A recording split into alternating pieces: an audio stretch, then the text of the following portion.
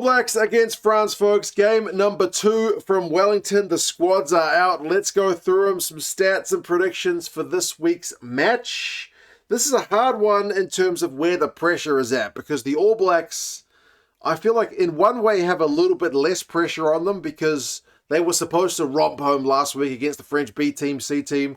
But at 31-27, yeah, that was closer than many areas expected the game to be in terms of the bookies, in terms of the algorithms and whatnot.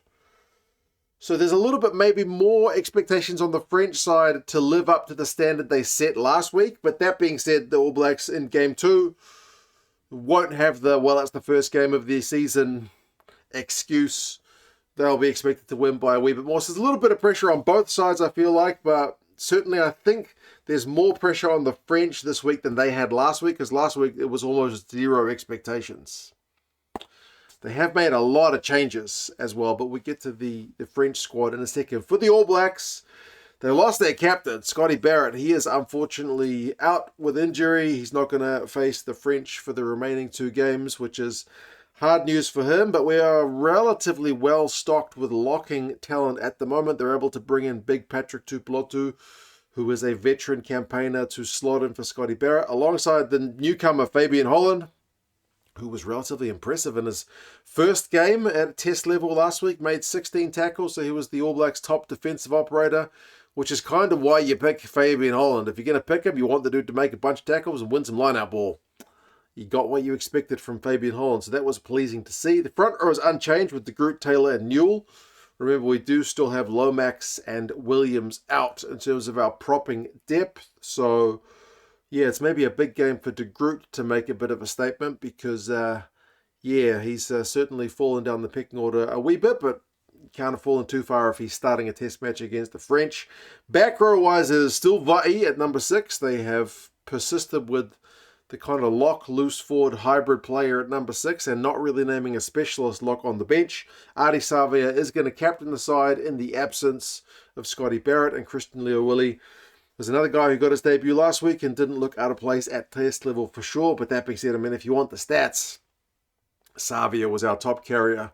A lot of wide ball, like a lot of carries from D-Mac, a lot of carries from Ioane, a lot of carries from Jordan and whatnot, but the number 1 ball carrier in terms of just pure number of carries last week was Ardie Savea. I mean, how many carries did he have? It was 16, 17, 18 for 75 meters. So he's still getting Ardie Savea numbers, and he's got a little bit of extra pressure with him being captain this week. Roy Garber's another one who was impressive on the ball carry from number 9. He's still alongside Bodie, so the 9-10 combo is unchanged. The midfield is also unchanged with Geordie and Billy Proctor. I feel like Billy Proctor has had really, really, really high expectations set on him. There was a lot of, like, he is the answer at number 13 because he does some amazing stuff for the Hurricanes. He's had really, you know, only a brief introduction to Test match rugby. He's played against Japan. He's played against the French here. So he's really limited in his test level experience, and it didn't initially click against Japan 100%, and it didn't initially click 100% against France last week.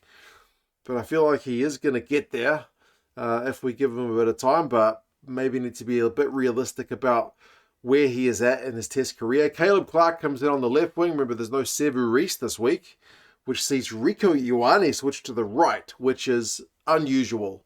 That guy has played right wing in the past for the Blues, but maybe like 4 or 5 years ago. So the right wing is not really his spot. He's been a centre for the last number of years and primarily a left winger before that. So it is unfamiliar territory, but Razor was asked in the press conference if he was tempted to chuck D-Mac starting at fullback and Will Jordan on the right wing, and Razor basically just said, nope. He didn't even consider it. Will Jordan is there at fullback. He highlighted, I feel like last week, how important he is in terms of just being that kind of pure attacking threat for that All Blacks backline. The bench, Taukei'aho, Norris and Tosi. There's no changes with the front row replacements. Fino, as I said, has the 19 jumper, so no real specialist lock replacement. He is more of the loose forward, but as I said, they've got 3 starting locks, so they can shuffle things around as needs be. Duplessis Karifi continues on as the loose forward replacement. Ratima, the 9 replacement, and then Tavatavanawai is going to get his debut from the bench, so big congratulations to him. Good thing about him is he can cover the midfield and he can cover the outside backs, but boy, if you haven't seen him play, be prepared for a back who can win some bloody turnovers. He is an absolute machine. If they bring on Karefi and Tavatavanawai at the same time, I feel like the All Blacks are going to win some ball and potentially some penalties to break down, but yeah, we'll see how he steps up at test level. Certainly a big hard ball carrier as well. And then D-Mac is there at fullback. Remember, there's a bunch of guys, apart from Barrett injured. I mean, Jacob's still not available. Satiti not available. The 2 props, like I mentioned. So there's a little bit of test of the All Blacks. Depth for France. Boy, did they make a lot of changes. Like after an impressive shift last week, you could have forgiven them for naming a fairly stable lineup, but they continue to build the depth. Erdosio is going to get a crack at loose head prop. Debut for him. Barlow captains the side. He is one of the few forwards retained from last week, the hooker. And then Colombe is there on the tight head. He has been there and done it before for France, but maybe lacking a little bit of form. So potentially an area for the All Blacks to focus on at scrum time. But as I said, De Groot's position in loose head is kind of unquestioned as well. So Colombe up against De Groot is an interesting battle in itself. 2 guys fighting to prove that they are, there or thereabouts in terms of their national teams starting propping lineups. 2 uncapped locks in Brennan and Halangahu. Both pretty big units, so they'll be certainly packing a bit of physical punch. And then another uncapped guy in Bocoton in the number 6 jersey. Remember, the French had a number of guys, 5 of them, kind of late arrivals to the squad. So we have seen some of these late arrivals named in this second test match. Van Tonder, who came off the bench and certainly added a bit of punch, went close to scoring a try. The big kind of lock-loose forward hybrid himself is at number 7, and then Abadi is there at number 8. So pack-wise, the French are looking bulky, but they are with 1, 2, 3, 4 more debutants against the ABs. Ligarac and Sagon, that is a stable bit of the squad. So the 19 combo does get another game together. I think that is pleasing. That's the kind of one crucial area, really. I mean, there's obviously many areas around the park that you want to build combinations, but your 9 and 10 being on the same page is going to be very important. I thought Sagon kicked from hand pretty well last week, so they'll be looking for more of that. Also kicked a long-range one, and Ligaric kicked short-range ones in terms of the goal kicking. And the midfield is all new with Barassi and Deporter. These guys are not new caps, but they're both more 13s than 12s. So it's an interesting call for Gaultier to switch things up there in the midfield. Gaetan switches to the left wing. Atesogbe switches to the right wing. And then Barre is there at fullback. He's a pretty big unit, got a big old boot on him. Really offensive-minded fullback. So with the way the aerial ball was contested last week, and Barre is good under the high ball, so was Atesogbe last week, that may indicate how the French are looking to play this week. The front row replacements are all the same. Likewise, the lock replacements, they got the 2 of them with Tafu Fanua and Woki. They have got another debutant in the forward pack as they're playing the extra forward with the 6-2 split. This guy, Bastien Bern Telefer. And then they've got an uncapped halfback in Daumbanya, who's like 31 years old. Some French fans said he's going to travel, but he's not going to play.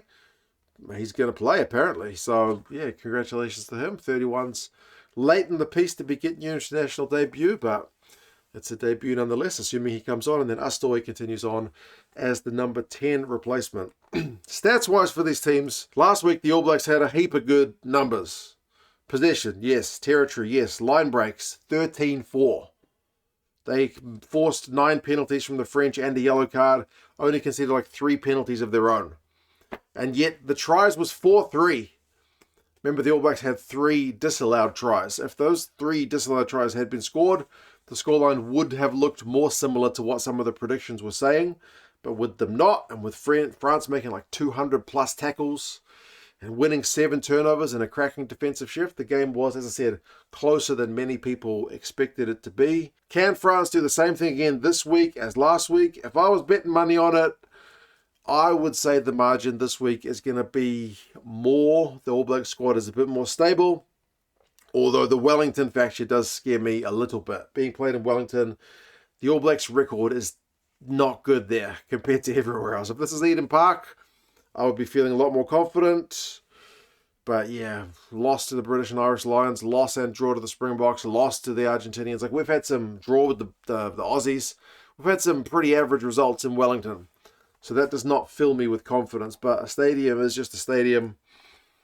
I think with the All Blacks, stability in the squad, second game of the season, more French changes, I feel like the All Blacks should be putting on more than a 4-point win that they did last week, but they will need to be better under the high ball and need to just get a bit more cohesion in attack to try and crack that French defence, which, as I said, was really, really impressive. But they're missing, like, Fisher was their top tackler, Guillard was like their top ball carrier and top tackler as well, equal top tacklers. Both those guys have been shifted out of the squad. Not that their replacements are not as able, but I feel like the stability with the All Blacks, the home advantage, a little bit of pressure off, I feel like, compared to last week. Not expected to, beat the French by 50 points kind of thing, or 20 points or whatever the predictions were. Maybe means this one is slightly more comfortable for the ABs. But yeah, hopefully a little bit less TMO, and hopefully the All Blacks a bit more comfortable under the high ball, just from an All Blacks fan point of view. Christoph Ridley, the Englishman, is the ref. That maybe is a slight advantage to the French because they'll be more familiar with his refereeing style than the All Blacks players. 7:05 kickoff at night is a pretty standard fare for here in NZ. So that'll be the morning for you guys in France. You guys let us know your thoughts on the game. How do you think this one is going to go? Do you think the All Blacks have got more or less pressure on them from last week? How do you think Galtier's new look squad is going to go with all the changes he has made? You guys take care, and I'll talk to you guys again soon. See you later.